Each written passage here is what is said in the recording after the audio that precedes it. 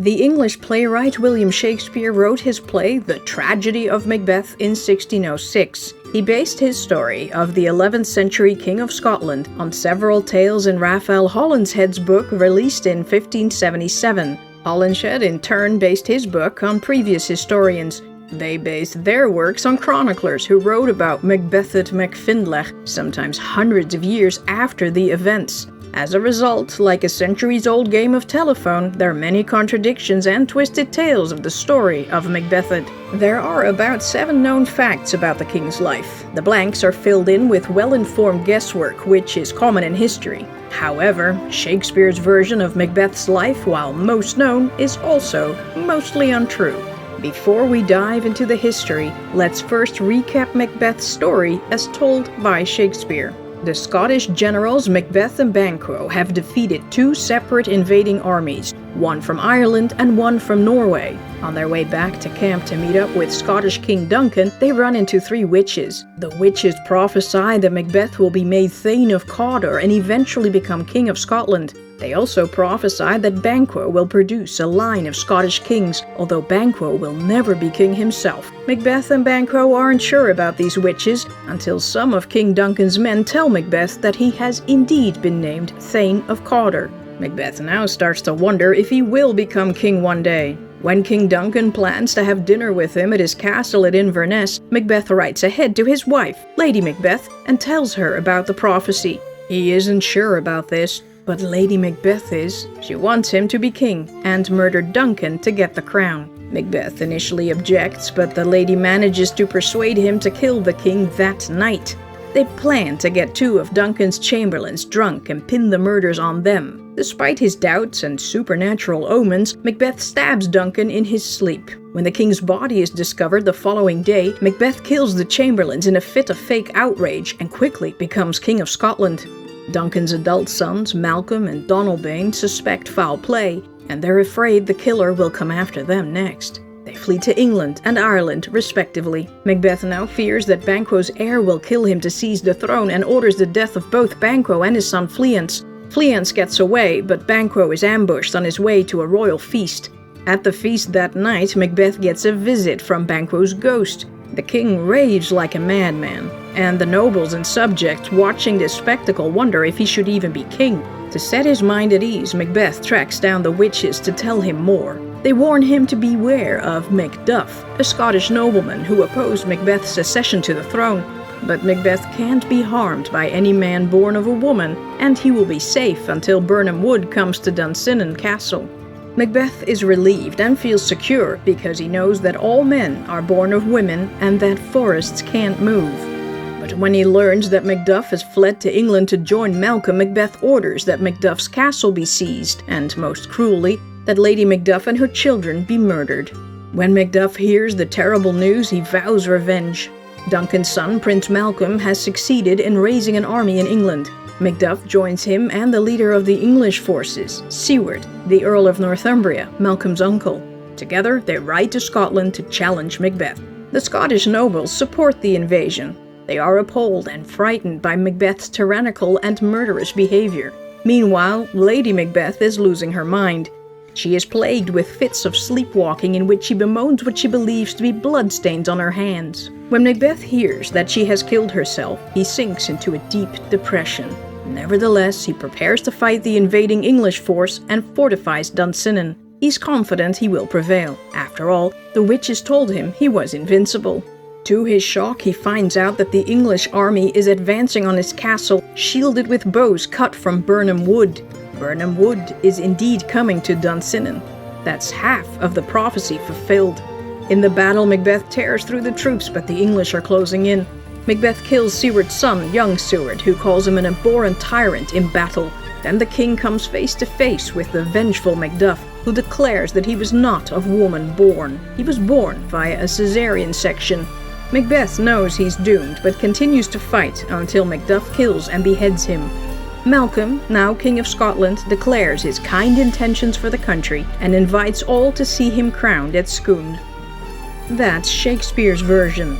Before I tell you what really happened in episode 2, you'll first get the prequel.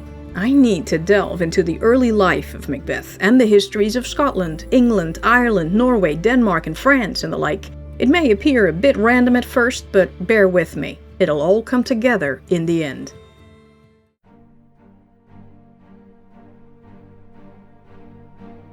The recorded history of Scotland began when Roman Emperor Claudius finally decided to conquer what we now call Great Britain in 43 AD. Before the Romans invaded, they had observed the land, but they had no idea what they were getting into.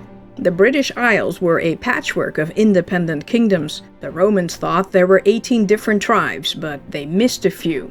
The legions landed in Kent in 54 AD, and after defeating some armies in that area, they headed north. But several local tribes, one led by warrior Queen Boudica, resisted something fierce. Still, the Romans prevailed and by 71 AD invaded Scotland. They created a frontier by building a bunch of forts and towers along the lowlands and highlands border, but they didn't dare venture further north. In fact, they withdrew to what is now northern England and built a coast-to-coast fortification known as Hadrian's Wall. They tried at least 5 more times to take Scotland, but failed each time and never got past Hadrian's Wall again. Then, in the 5th century, the Roman Empire collapsed, and most Romans left the British Isles. At this point, there were 4 kingdoms in Scotland. In the northeast were the Picti and the Kingdom of Fortriu. In the northwest were the Gaelic-speaking Scoti and the Kingdom of Dalriata, closely linked with Ireland. In the southwest were the Roman-influenced Brythonic and the Kingdom of Strathclyde, and in the southeast were the Germanic invaders, the Angles, and the Kingdom of Bernicia. With the Romans gone, people felt free to move about the country and invade other kingdoms, though the borders weren't exactly set in stone. In what is now England, the indigenous Britons had the Picts and Scots over for a visit.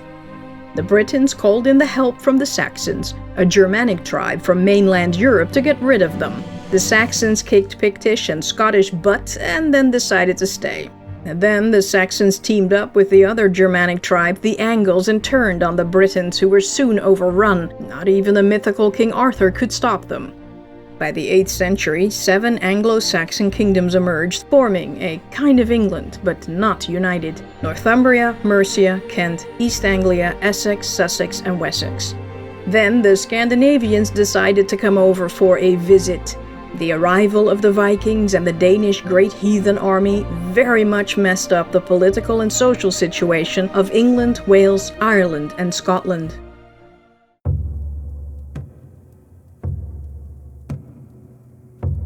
Scandinavia had been one of the last places in Europe to be settled. The Ice Age had lingered here, and only a few people dared to venture into the harsh climates of the north. When the southern areas became overpopulated, those poor and hungry with boats started looking for greener pastures elsewhere. Hundreds of thousands ended up migrating, initially as merchants and fishermen, later as raiders. The Scandinavian raiders called themselves Vikings for the Old Norse Viking, a pirate raid, and Vikingr, a pirate. Not all Vikings were Scandinavian, though. Some were Finns, Sami, Estonian, Welsh, English, Saxon, German, or whoever decided to join the merry band of pirates. The early Vikings were pretty brutal, but to be fair, so was everyone else in the world. Some headed east to the Baltic areas and hung out with the Slavic people. Some Vikings ended up in France. They made a deal with King Charles III of the Franks to defend France against other Viking raiders. They integrated and became the Normans, living in Normandy. Others headed further south, where they ran into the Roman and Byzantine empires. The Muslims kicked Viking butt during their sea battles, and the Scandinavians became mercenaries and slave traders for them instead. Since black slaves were no longer all the rage in the 9th century Arab world, the Vikings happily gave them white slaves from conquered Western Europe. Others still sailed to Britain, but not in a straight line, but by hugging the coasts of known islands. As a result, the Norwegian Vikings first landed on the Scottish Isles, the Shetlands and Orkneys. Over time, the Norwegians moved further east and south into Caithness and Sutherland, and west to the Hebrides, the Isle of Man, and then Ireland. They pillaged and plundered and then settled there. The Norwegians occupied the north of Britain, but the south got a few visits from Danish Vikings. They raided a bit, but it was the sacking of Lindisfarne Monastery on June 8, 793 that officially set off the Viking Age. From there, the sacking of all the British Isles began, and the destruction was immense. King Alfred of Wessex faced off the great heathen army in several small skirmishes, but in the end he made a deal and paid a bribe to get the Danes to stop. The practice of paying sums of money to buy off Viking raids soon became the norm. This gaffel or tribute was also known as Danegeld. Most of the Danes then peacefully retired to a region called the Five Boroughs, also known as Danelaw. King Alfred left them alone. He figured these Danish exiles would defend the land against other Viking raiding parties. King Alfred the Great merged Mercia and Wessex and ruled what is now England, and there was peace in all the land. In the far north, the Pictish and Gallic kingdoms were now surrounded by Vikings. In 900, the tribes united, and Domnall II was the first man to be called Ri Alban, or the King of Alba.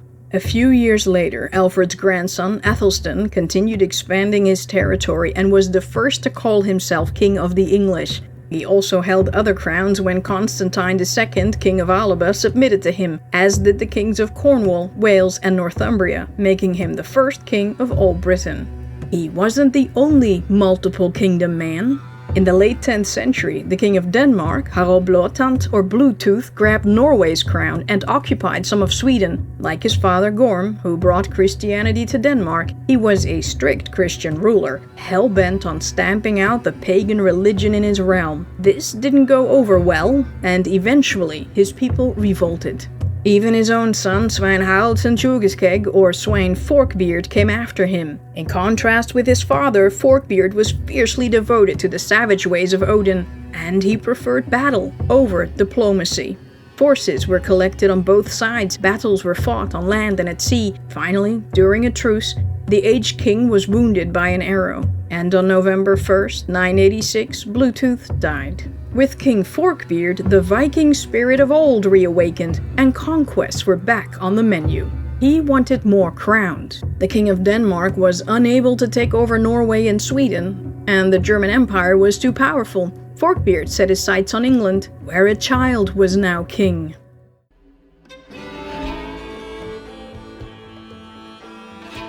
Ethelred, a 12-year-old boy, had become King of England after his supporters murdered his brother Edward, possibly at the instigation of their mom, Elfrith. Apart from the usual witan or wise men, the teen was ruled by his mom and 2 ealdormen. But when King Ethelred II turned 16, he ditched his mom and ealdormen and pushed through reforms.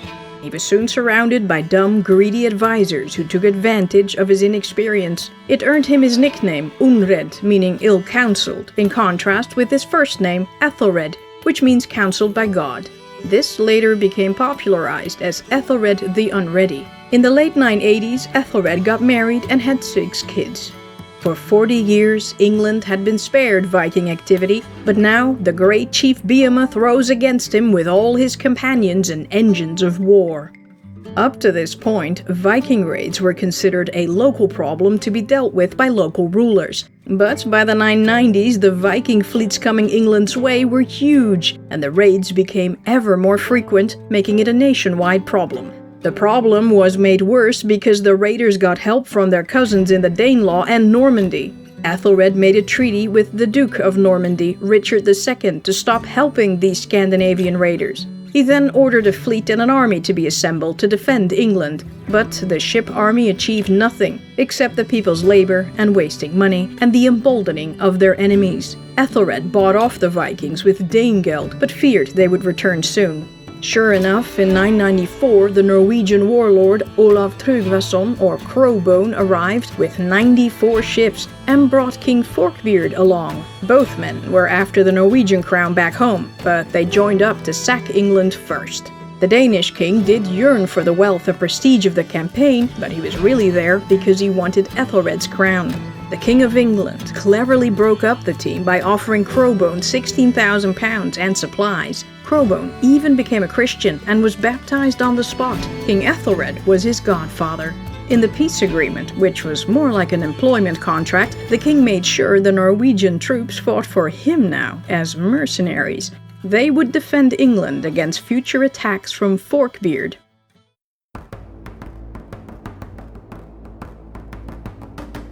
In 995, Crowbone headed to Norway to take the crown, his birthright. He stopped by the Orkneys and Hebrides on his way there, and summoned the Jarl of the Orkneys, Sigurd Lodverson. I order you and all your subjects to be baptized. If you refuse, I'll have you killed on the spot, and I swear I will ravage every island with fire and steel. That's some hardcore evangelizing, but it worked. Sigurd agreed, and the islands became Christian in an instant. Sigurd had 4 sons, Brusi, Sumarlidi, Einar, and Hundi. Olaf took the Jarl's youngest son as a hostage to Norway to make sure Sigurd continued to obey. Hundi died a few years later. After his death, Earl Sigurd showed no obedience or fealty to King Olaf. Keep this Sigurd the Stout in mind. Crowbone easily captured Norway, and the new king started Christianizing the land. He destroyed pagan temples and established his rule along the way. If people didn't behave in a Christian manner, he would kill them. Now, Forkbeard went after the crown of Norway. After a cat and mouse game with some battles, Crowbone was surrounded and wounded at the Battle of Swole. He jumped overboard, killing himself. Sweyn Forkbeard now basically ruled Denmark, Norway, and Sweden, either directly or through his allies and relatives, but he really wanted England's crown. Duke Richard II of Normandy had died, and the treaty between the Normans and the English had lapsed. But when the new Duke of Normandy, Richard III, heard Forkbeard was coming for both England and Normandy, he teamed up with Ethelred real quick. To firm up the alliance, the King of England, apparently a widower now, married Emma, the Duke's sister, in early spring 1002. The King and Queen of England ended up having 3 kids, 2 princes, the Æthelings, Edward and Alfred, and a princess, Godgifi. The mercenary Danes had started misbehaving and raided the countryside Viking style. In early November 1002, Ethelred heard that those in the Danelaw were plotting to murder him and all his counselors, so he issued a proclamation to kill them all. The Slaughterfest became known as the St. Brice's Day Massacre. The following year, Forkbeard arrived in England at the head of a fleet of ships. Some say he had come to avenge his sister Gunhild, who was killed during the massacre with her husband Palig. But Gunhild wasn't Forkbeard's sister, and no one knows if the couple even died at all. Forkbeard was there because he wanted Ethelred's crown. After the massacre, the Duke of Normandy switched sides, and Duke Richard now allied himself with the Scandinavian king. For the next 2 years, Forkbeard raided England, until the local Danes in East Anglia stopped him. Forkbeard left for Denmark when a famine broke out, such that no one ever remembered one so grim before, and there was peace again, for now.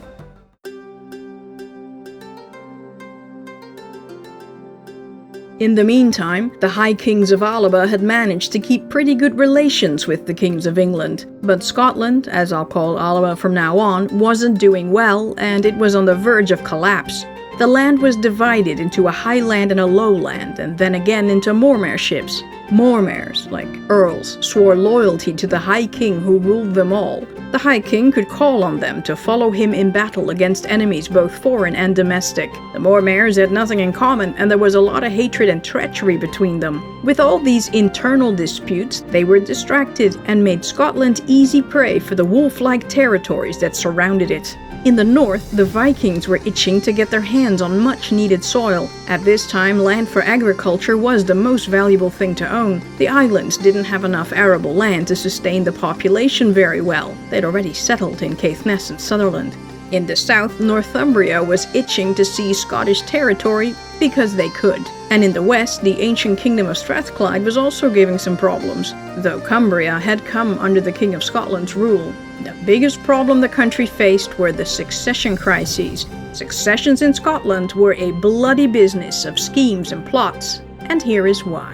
The Scots didn't have a hereditary system of succession. A crown did not pass on from father to son or closest living male relative. That system is called primogeniture. Scotland used an ancient system of appointed heirs, tenestry. An appointed heir was called a tenaze. A ruler had to point at someone in his family and say, that guy is going to be my heir. Ambitious brothers, nephews, sons, adopted sons, stepsons, uncles, and cousins would all say, pick me, pick me. but he had to be careful who he pointed to. His successor needed to be a strong man with plenty of military skill to defend the country, but not so skilled that he could easily kill him. You see, the moment the ruler chose his successor, that man had a target painted on his back. All his rivals wanted him dead, so they would get another shot at becoming Tenays.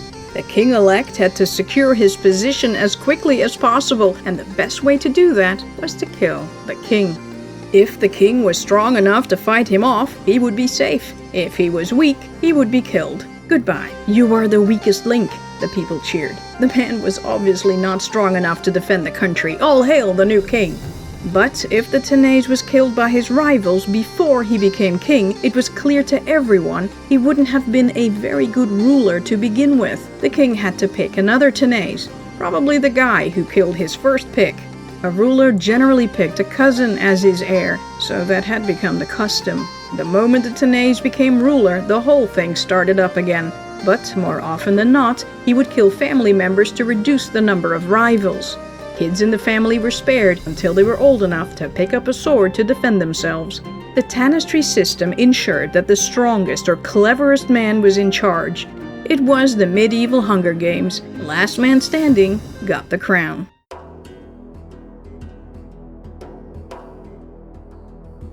On March 25, 1005, at the Battle of Monyverd, High King Cned Macduip, or Kenneth III of Scotland, fought a battle with his cousin Melculum mac Cneda, his Tenays. Malcolm killed the king and his son, Geric. Soon after, Malcolm was in Scone, where he sat on the Stone of Destiny at the bottom of Moot Hill. During a traditional ceremony, he was declared King Malcolm II. His coronation had to be approved by the nobles. However, once a claimant of the crown planted his butt on the stone, there really wasn't anything anyone could do. Malcolm had a son who joined a monastery and was useless as a future successor, but it appears he also had 3 daughters, Beithach, Drogheda, and Plentula. To ensure a long-lasting reign, Malcolm should marry off his daughters to strategically and politically influential people to neutralize his enemies. And that's exactly what Malcolm did. Beithach was married off to Crinan, lay abbot of Dunkeld and likely Mormaer of Athol. Crinan, a man of great power and vigor, was an important guy inside the kingdom. He lived close to Malcolm's home base and would make for an excellent ally. In 1002, Beithach and Crinan had a son, Duncan mac Crinan, or as we know him, Duncan. They had at least one other son named Maldred, 7 years later. Malcolm married off his second daughter, Drogheda, to Findlaech mac Ruardri. We have no idea how to say Findlaech's name because we have no idea how it was spelled back then, but the historians had a meeting and settled on Findlaech. He was the Mormaer of Moray. Moray in the Northern Highlands was the most powerful Mormaership in all that was Scotland. The territory was much larger than today's district of Moray. It was a nice place with a long coastline, excellent defensive positions, and rich agricultural land further inland. Moray was the first line of defense against the Vikings, and whoever controlled Moray was a man to be reckoned with. Its rulers had evolved into very skilled warriors who were always ready for war, but they were also ambitious and fiercely independent. They were so independent that the Mormaers of Moray were the only earls referred to as kings. It was basically a kingdom inside a kingdom. This was a dangerous situation for the High Kings of Scotland, who often tried to enter Moray to reassert their power, but the province was separated from the rest of Scotland by a mountain range called the Mounth, the Gaelic word for mountain. And there was a saying, "No High King of Scotland shall set foot past the south of the Mounth and live." In other words, no High King could enter Moray and make it back out again alive. Suffice to say, the House of Athol, Malcolm's house, and the House of Dalriata, Findlaech's house, did not get along. And in giving Drogheda to Findlaech, Malcolm married his daughter to an enemy. But he could now set foot past the south of the Mounth to visit his daughter or grandkids and make it back out again alive.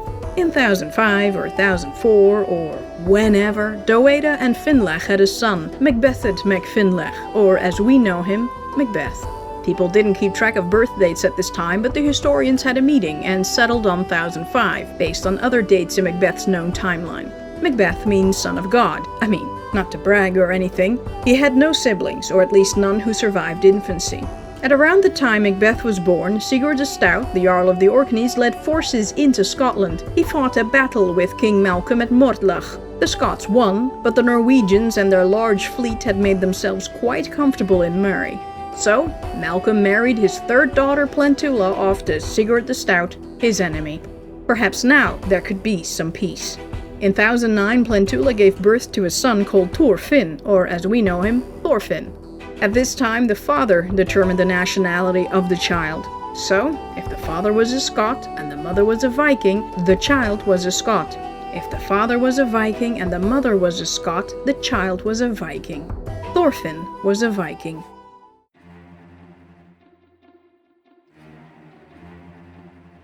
Back in the day, a new king needed to show off his powers by undertaking a massive battle. So, soon after his coronation, Malcolm II executed this so-called Crech Ríg. Malcolm took advantage of the chaotic situation in England to invade Northumbria. In the year from the Lord's incarnation 1006, in the reign of Ethelred, king of the English, Malcolm, king of the Scots, son of Kenneth, collected the army of the whole of Scotland and, ravaging with slaughter and fire the province of the Northumbrians, invested Durham with a siege. The town of Durham had strong natural defenses. It was located on a peninsula high above the River Wear, with steep wooded slopes. Since it could only be approached on land from the north, it was difficult to take, and all the settlement needed for the defense was a simple wooden palisade fortification. At this time, the province of Northumbria was split in two. Northern Northumbria was under Saxon influence, with its power base in Bamborough. Southern Northumbria was under the influence of the Danes, with their seat of power in York. King Æthelred was unable to assist the Northumbrians against the Scots because the Danes were back, raiding southern England, and Waltheof, who was Earl of Northumbria, had shut himself up in Bamborough, for he was of extreme age, so that he could display no valor against the enemy. Alderman Elpham of York was also unable or unwilling to assist. Waltheof's son Uhtred, seeing that the land was ravaged by the enemy and Durham invested by a siege, and that his father did nothing to prevent it, united the army of the Northumbrians and of the men of York in no small band, and slew nearly the whole host of the Scots, while their king scarce escaped with a few by flight. So, the invading Scottish army was utterly defeated.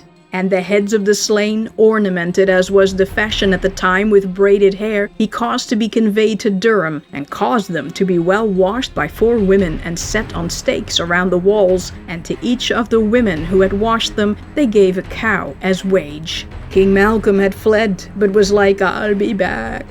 Following the victory, King Ethelred rewarded Uhtred by making him Alderman of Bamborough, even though his father was still alive. Ethelred then had Elpham murdered and made Uhtred Alderman of York instead. Uhtred now ruled a united northern and southern Northumbria, and more.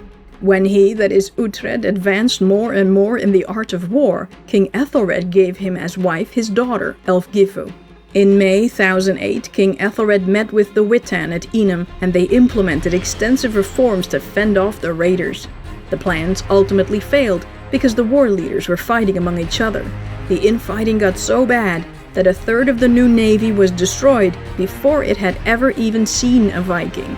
So, when Forkbeard's men, led by Thorkel the Tall and his brothers, arrived at Sandwich with an immense raiding army, there was no fleet to stop them. The Vikings pillaged and plundered throughout the winter and got as far as Oxford. Meanwhile, the Scottish were also fighting off Vikings.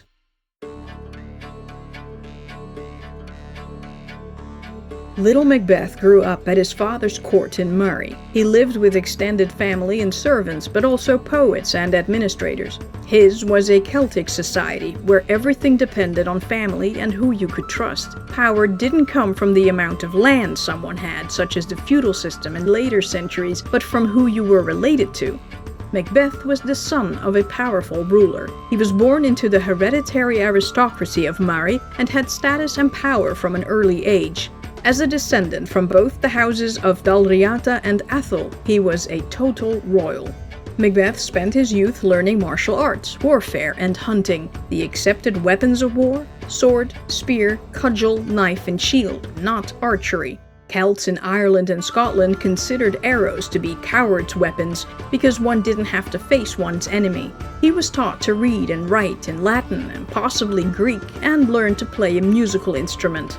From an early age, Macbeth was exposed to violence and threats of violence. The Mormaers of Moray weren't only fighting Vikings. When there were succession crises in the districts or other conflicts, the Mormaer had to break up these fights. Moray was a marcher society. A Mormaer traveled from fortified power base to fortified power base. He had to show his face to everyone, make sure taxes and rents were collected, checked borders, and served justice. Some of Moray's strongholds were Inverness, Forres, and Pitcairn near Elgin. Macbeth joined his father on these trips, watched him prepare for battles and gather armies, and spent many hours at night listening to stories about heroic acts on the battlefield. He may have witnessed one such battle himself. According to the sagas, in 1012, Earl Findlaech led an army against the Jarl of the Orkneys and outnumbered Sigurd's forces 7-1. Sigurd went to his mom for advice. She said, "Had I thought you might live forever, I'd have reared you in my wool basket. But lifetimes are shaped by what will be, not by where you are. Now take this banner. I've made it for you with all the skill I have, and my belief is this: it will bring victory to the man it's carried before, but death to the one who carries it." Traditionally, a Viking army carried an ancient raven banner, Odin's bird. The banner was made of plain white silk and had no image on it, but when the battle began, Odin's bird appeared on it. Its behavior predicted the outcome. In the presence of victory, it showed great activity in the bill, wings, and feet, but when defeat was imminent, it hung its head and did not move. A Scottish earl called Findlaech challenged Sigurd to fight him on a particular day in Skitten. Earl Sigurd got the support of Orkney farmers by giving them back their land rights and then set out for Skitten to confront Earl Findlaech. The two sides formed up, but the moment they clashed, Sigurd's standard-bearer was struck dead. The earl told another man to pick up the banner, but before long, he'd been killed too. The earl lost 3 standard-bearers, but won the battle. The raven banner worked as Sigurd's mom had said. The Jarl was victorious, but 3 standard-bearers were killed. Findlaech got away and lived to fight another day.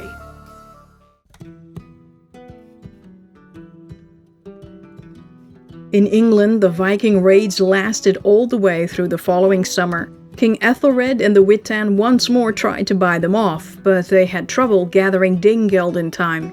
The Vikings then besieged and captured Canterbury and held the Archbishop Althea hostage. When they killed him in a drunken brawl, Thorkel the Tall, their leader, was furious.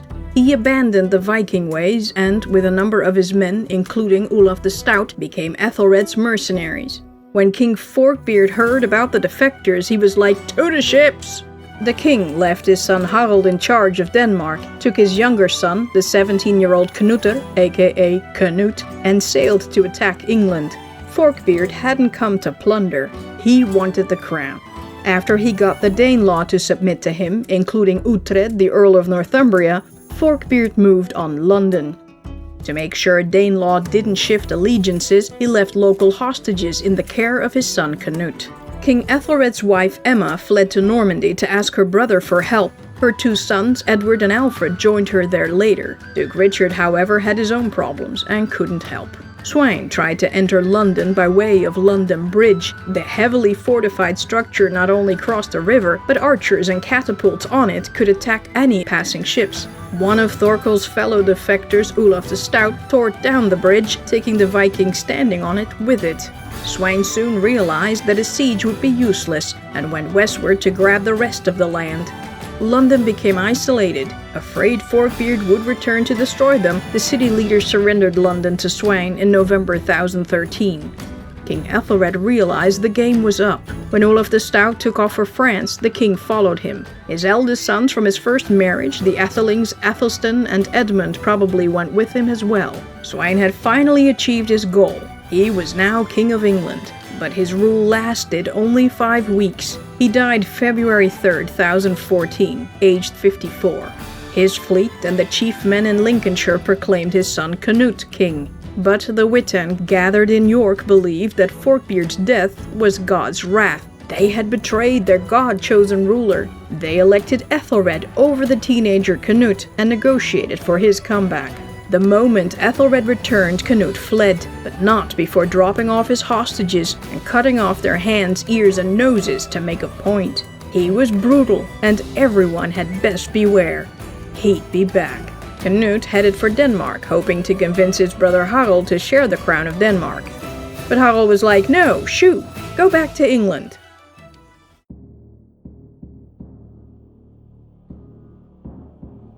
Macbeth's Viking cousin Thorfinn was living on the Orkney Isles with his father Sigurd the Stout and his 3 half-brothers Brusi, Sumarlidi and Einar. Sigurd had aggressively expanded his powers into Caithness, Sutherland, the Hebrides and the Isle of Man, but lost most of it again. In 1013, Sigurd the Stout answered a call to help the King of Leinster and the King of Dublin fight against the King of Ireland, Brian Boru.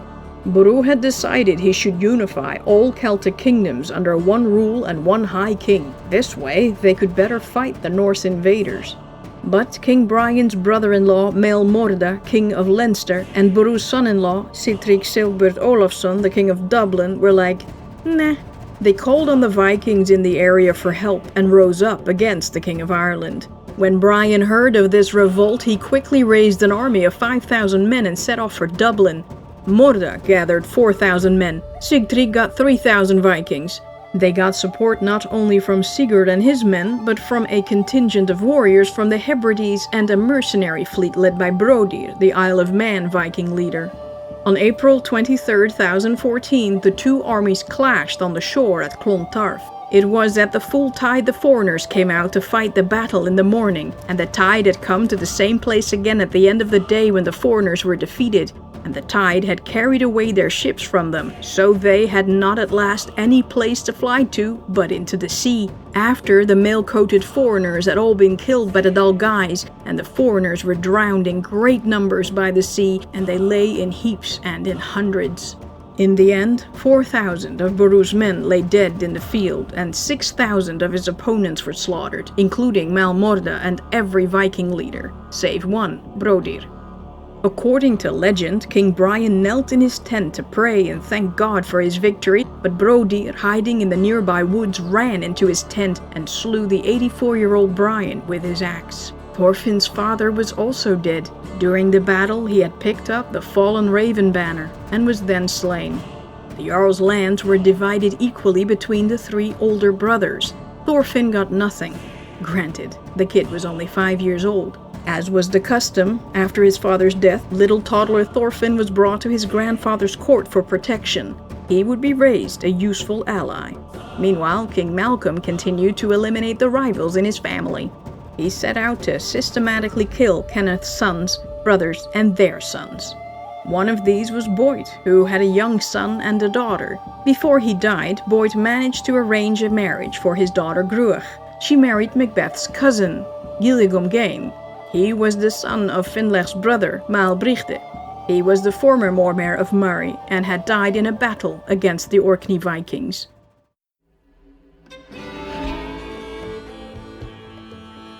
King Æthelred had sworn hand on heart not to avenge those who had turned on him, but he ravaged Lindsey as brutally as any Viking. During one of his acts of vengeance, Thorkel's brother Hemming was killed. The tall Viking raced to Denmark to urge Canute to attack.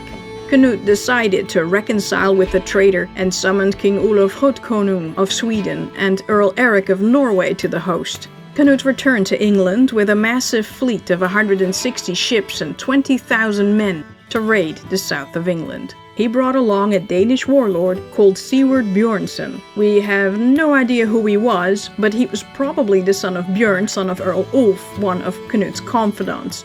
Sigurd was almost a giant in stature, very strong mentally and physically.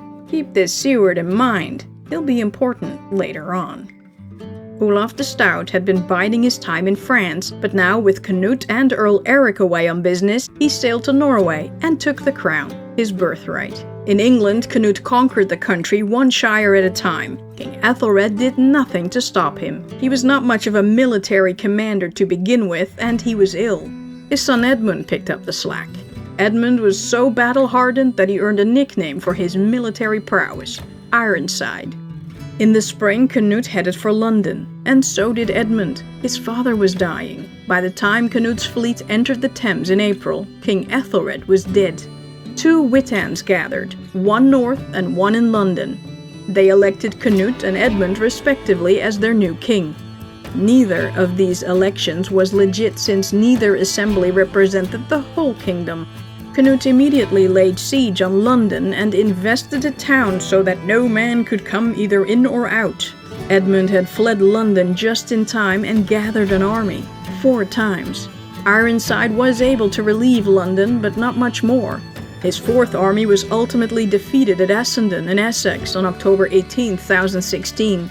Most of the English nobles lay dead in the field. The English army was done for. Edmund and Canute, whose army wasn't doing well either, made peace. In the Compact of Olney, it was agreed that the king should take the oath of brotherhood and should maintain peace as long as both were on earth, and that if one of them died sonless, the survivor should inherit his realm and his subjects. England was once more split in 2, until Edmund Ironside suddenly passed away a few weeks later. Very sus. Right then, Canute the Great became king of all of England. He immediately installed his own people on key locations and killed everyone else. Among the murdered was Uhtred, the Elderman, or Earl as they were now called, of Northumbria. Canute also managed to get rid of Edmund Ironside's sons and killed Edwig, Ethelred's only surviving son by his first wife. Ethelred's 2 sons with Emma, however, fled the kingdom after Edmund Ironside died. Well, darn. Now the Æthelings Edward and Alfred were safely tucked away in Normandy. There would always be a threat of a Norman invasion combined with a Saxon revolt. Canute had a solution. He told Emma to come over, and he married her. More than half Danish, the 40-year-old agreed that any sons she bore him would be preferred for the crown of England over her sons with Ethelred. The couple later had a son, Arthur Canute, and a daughter, Gunhild. Then, in 1018, Canute's older brother, Harald, king of Denmark, died. Canute couldn't just up and leave England so soon after taking its crown. He had just disbanded his Scandinavian army and was still busy gathering a new military force, and he couldn't trust his new subjects to support him either. Denmark was kingless, for now.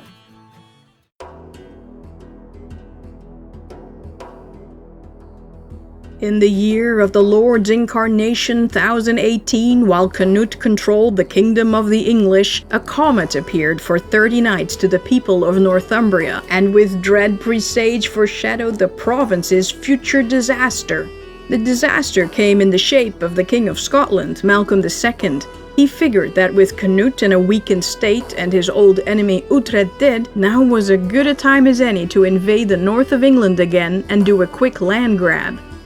He didn't have to worry about much opposition. When Uhtred was slain, his brother Eadwulf, surnamed Cuttlefish, succeeded him in the earldom, a man very cowardly and timorous. Malcolm showed up in Lothian at the head of a large force from both Scotland and Strathclyde. The Northumbrian army, gathered mainly from Durham County, met the Scottish forces at Carham. Medieval battles were short, sharp, bloody, and brutal. The fight probably started by hurling javelins, followed by arrow storms going in both directions.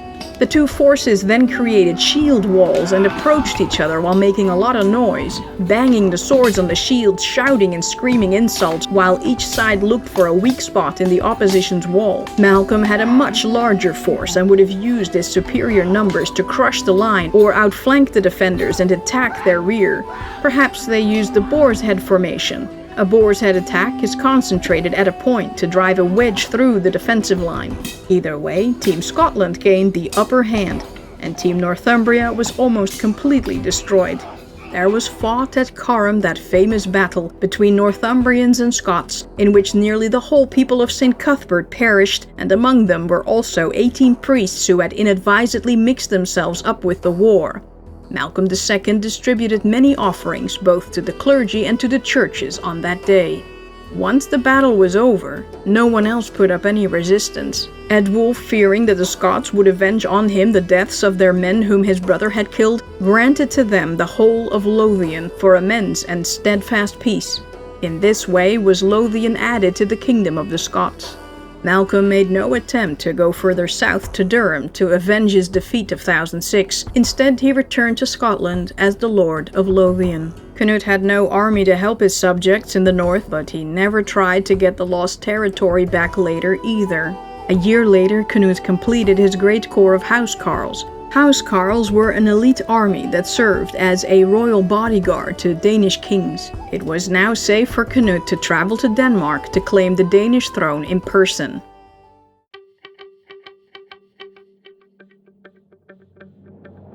Findlaech had become Mormaer of Murray in the late 10th century after his older brother Maelbrigde died in a battle against the Orkney Vikings. Maelbrigde had a few sons: Malcolm, Gilliegomgain, Constantine and Garrick.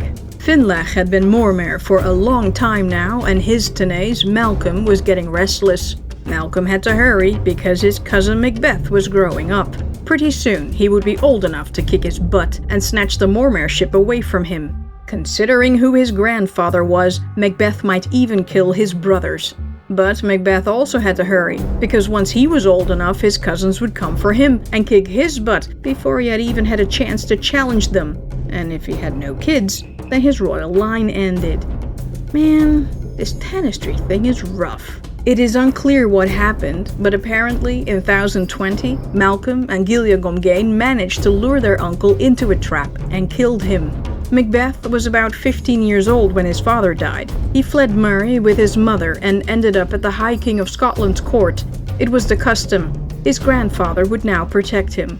Here he would continue his education and develop the martial skills needed one day to avenge his father and go full Inigo Montoya on their asses. Hello, my name is Macbeth. You killed my father. Prepare to die. Macbeth joined Thorfinn, who was already at the court after the death of his father. Duncan was also there. He was fostered by Malcolm, another custom of the age. Nobles often had their sons fostered from the age of 7 to 17, the period of formal education for future warriors and leaders. All three kids and their mothers would have had dreams of their sons becoming king one day. In fact, as a kid, Macbeth had had a vision in a dream of one day becoming king, and you can be sure his mother reminded him of this often.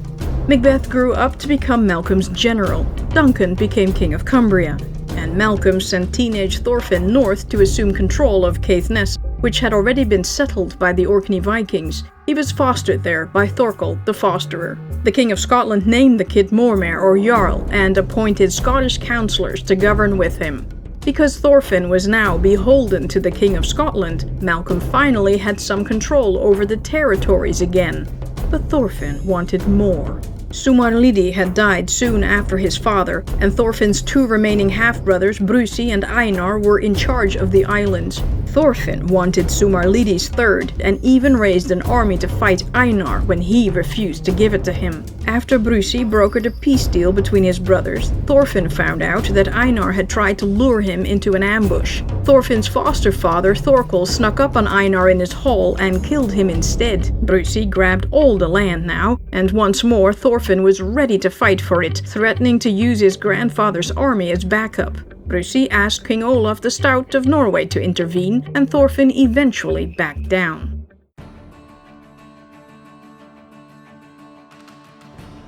Canute was the uncontested king of England and Denmark, but he wanted Norway now. Canute told King Olaf the Stout, "Come over to England, swear allegiance to me, and acknowledge that I am the rightful owner of Norway, and that you are merely looking after it." Olaf was not amused and told the ambassadors, does he plan to govern all the Northlands alone, or does he intend to eat alone all the cabbage in England? Now you shall tell him these my words, that I will defend Norway with point and edge, as long as life days are granted me, but never shall I pay tribute for my kingdom to any man. Norsemen considered cabbage eaters, aka the English, as naturally stupid. Canute responded that Olaf would soon find something other than cabbage within his ribs.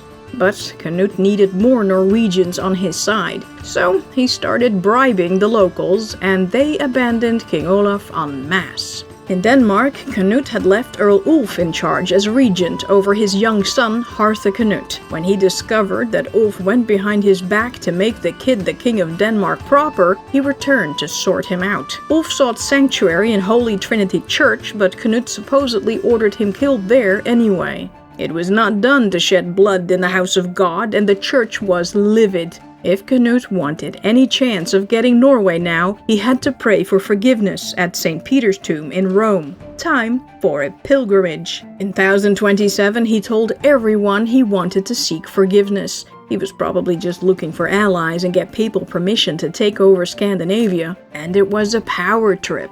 At this time, insular kings weren't considered important in mainland Europe. However, Canute showed everyone how pious and how powerful he was. He displayed his wealth something fierce. No king of the western parts displayed so much magnificence in his pilgrimage to Rome. Who can reckon the alms and the offerings and the costly banquets which the great king gave during his pilgrimage? From Rome, Canute hurried back to Denmark to take Norway, but he was forced to take a detour. There was trouble brewing in Scotland.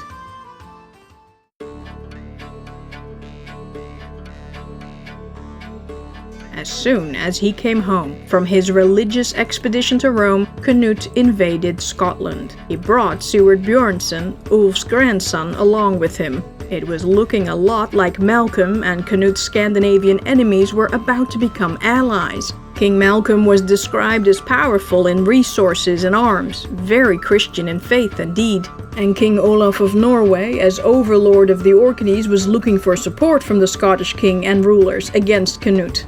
And then King Malcolm had apparently made fun of Canute's elevated position during the coronation of Holy Roman Emperor Conrad II, saying that Canute was not the boss of him. That would not stand. Canute's invasion reached the River Tay. Richard, the Duke of Normandy, intervened and made the two parties kiss and make up. Canute went to Scotland, and Malcolm, the King of Scots, submitted to him, and two other kings, Macbeth and Eomarc. Macbeth is an Anglo-Saxon version of Macbeth, who is often referred to in English chronicles as Rex Scotorum nomine Barbarus, the King of Scots with an outlandish name. Macbeth was in his early 20s. He was not a king, but obviously a very prominent political figure at Malcolm's court. Eomarc was probably Eachmarcach mac Ricnail, who succeeded his father as King of the Western Isles, the Isle of Man and the Runes of Galloway. Duncan wasn't there, and for good reason. Malcolm had made him King of Cumbria, and as such the King of Scots cleverly explained he only had to pay homage to kings of English descent. Canute was a Dane. King Malcolm rendered some kind of homage to Canute, but the King of Scotland didn't become the King of England's vassal for all his possessions. Canute was in no position to demand a lot. He didn't have Norway, and all he got was a promise of peace and friendship, but not the promise of aid on land and sea. Malcolm wasn't in a great position either. Once Canute got the Norwegian crown, his empire would sandwich Scotland. He could swallow the country whole if he wanted to. During the meeting, King Malcolm apparently also arranged a marriage for his eldest grandson, Duncan. He married Southern, a close relative of Stuart, probably a sister. Canute's victory was short-lived. The King of Scots surrendered to him and became his man, but he adhered to that for only a little while. Canute had other things on his mind. He was going to take Norway.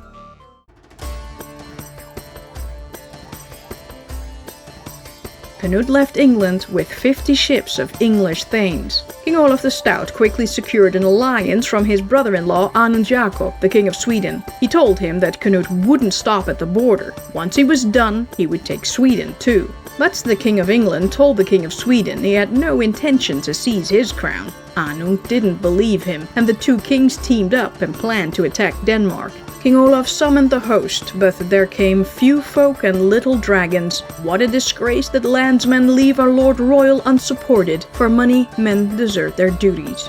Canute's bribery had stripped Olaf of all support. An immense Danish fleet caught up with them off the coast of southern Sweden. Anund Jakob escaped with his life and dignity intact, while Olaf the Stout was forced to abandon his ships.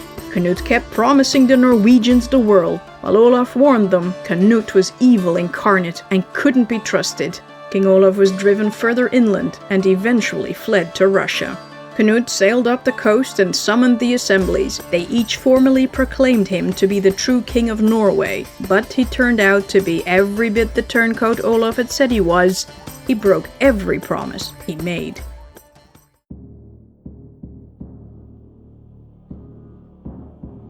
Meanwhile, in Scotland, Macbeth's cousin, Malcolm, was Mormaer of Murray. 9 years after the brothers had killed Macbeth's father, Malcolm died, apparently in a riding accident. He may have been murdered, perhaps even by his brother Gilligomgain, who wanted the Mormaership for himself before Macbeth came and took it. King Malcolm may even have put him up to this, because that's the kind of guy the High King of Scotland was. Gilligomgain's brother was being difficult and untrustworthy in his dealings with the Orkney Vikings, and Malcolm's grandson, Thorfinn of Caithness in particular. Another hint it might have been murder? Gilligomgain seized the Mormaership after his brother died. The title should have gone to Macbeth, as was the custom. Whatever the case, Malcolm probably didn't like Gilligomgain either. He needed a trusted person in charge of the kingdom in a kingdom. His own grandson.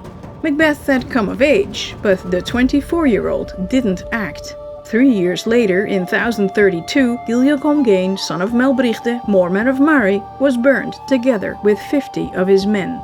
The men died in a fire and not on the battlefield. This means that the Mormaer and his comitatus had come under siege in a fortress or a feasting hall. Setting fire to buildings with the people still in them was an established practice in medieval warfare. The man who set the fire was Macbeth. He had now avenged his father's murder and seized his birthright as Mormaer of Murray. Gilligomgain left behind a wife, Gruach, and a son, Lulach, born in 1031, not even 1 year old. Soon after, Macbeth married Gruach. Perhaps he wanted to show the world that he had achieved a total victory over his opponent. However, Gruach was not chattel, but a woman of status, a royal descendant and a powerhouse in her own right. It's more likely that she needed to be neutralized. She was the granddaughter of King Kenneth III, whom Malcolm had killed, daughter of Boyd, whom Malcolm had killed, and, well, wife of Gilligomgain, whom Malcolm had now killed by way of Macbeth. You can imagine she was not a happy camper about any of this. As such, Gruach could cause Malcolm and his descendants a lot of trouble. Her son Lulach, Boyd's grandson, had a decent claim to the throne of Scotland, and once he was all grown up, he could go Inigo Montoya on Macbeth's ass. "Hello, my name is Lulach. You killed my father. Prepare to die." Once married to Macbeth, Gruach could no longer actively oppose Malcolm's reign and gather support for her son, and Lulach in Macbeth's care was basically a hostage. Keep your friends close and your enemies closer, I guess. But who knows? Maybe Macbeth really liked her. Either way, the marriage united the Murray aristocracy and also joined the two warring royal houses. Now Gruach had married into a family with her grandfather's father's uncle's cousins and husband's blood on their hands, but it didn't end there. King Malcolm had been in power for 28 years, a long time for a Scottish king, especially since his predecessors had all ruled for much shorter periods. One of the reasons Malcolm had lasted was because he had brutally eliminated all his rivals, and he was about to axe another. The Lady Macbeth also had a brother, possibly named Malcolm, because there aren't enough Malcolms in this story. This brother, often listed as Boyd's grandson instead of son, was next in line for the crown of Scotland. Boyd's son was probably getting restless. The longer the old man was in charge, the more uncertain his position became. Sure enough, the son of Boyd, son of Kenneth, was killed by Malcolm, son of Kenneth. By killing Boyd's son, Gruach's brother, Malcolm firmly secured the crown for his own grandsons, and when Macbeth later officially adopted Lulach, that threat was gone as well.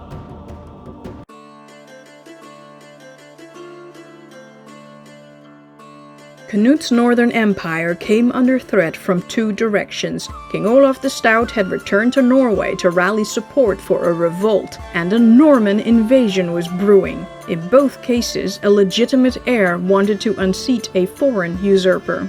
The threat from the south was way more dangerous, though. King Ethelred's sons, Edward and Alfred, heirs to the house of Alfred the Great, were still exiled in Normandy. The cousins of Duke Richard had grown to manhood at his court in Rouen, where they were treated generously, as if they were the Duke's own sons. Richard had died in 1027, possibly poisoned by his younger brother, Robert. It earned the new Duke of Normandy a nickname, Robert the Devil, but he was also called the Magnificent, so there's that. The Duke wanted the crown of England for himself, but he couldn't get it unless he started a war, so he went for the next best thing, to support the two brothers in getting England back from Canute. This way, he could claim the future English crown for his son William the Bastard, known today as William the Conqueror. So that worked out. Robert did a Canute and sent envoys to the King of England, etc., on behalf of the brothers, with the request that since their exile had been sufficiently long and that he should be merciful, to return to them, however late, what was theirs, for the love of him. Canute was like, nope. When the Duke heard that his ambassadors had not been treated kindly at the English court, he was enraged by fury, called together the magnates of his duchy, and gave orders that a great fleet should instantly be formed. Canute was ready for the invader, but with Norway being troublesome, he was forced into a defensive position. He may also have been very ill at this time. The Norman expedition sailed, but was thwarted by a storm. God had determined that Edward should someday gain the crown without the shedding of blood. Robert never got another shot. When a new king, Henri I, ascended the French throne a year later, the Duke became involved in a civil war. King Olaf failed in his attempts to regain Norway's crown. He was killed at the Battle of Stiklestad by his own Norwegians, who took up arms against him. He was quickly canonized by Bishop Grimkadel for his many services to the church. In reality, the bulk of Norway's forced conversion to Christianity can be attributed to Olaf Krobone Tryggvason, and not so much St. Olaf. King Canute pretty much disappeared from the public eye, but before 1033, the king made Stuart Björnsson the Dukes of York.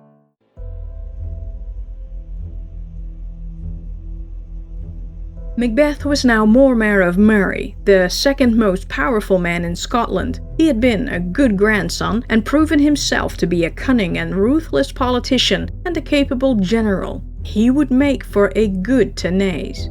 But, in a stunning and baffling move, King Malcolm appointed his young untested grandson Duncan as his Tanais. Better still, a little later, he ditched the whole Tanistry thing for the primogeniture thing. The King of Scots had rigged the system of succession in his family's favor by brutally killing off any potential rivals. But now, he cut off Boyd's descendants completely, and also Macbeth and Thorfinn.